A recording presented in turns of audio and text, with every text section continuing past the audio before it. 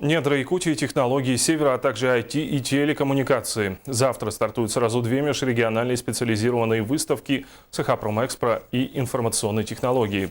Телекоммуникации и связь. Оба форума займут площадки спорткомплекса «50 лет Победы». Свои проекты и продукцию представят более 50 компаний, как из Якутии, так и из регионов России. Также в рамках деловой программы пройдут мастер-классы, презентации и круглые столы. Будет интересно и специалистам отрасли, также простым жителям города Якутска. Мы все с вами знаем, что 2015 год ознаменован годом предпринимательства в Республике Саха-Якутия. И я считаю, что и специалисты могут почерпнуть для себя что-то новое и найти новый виток развития своего бизнеса.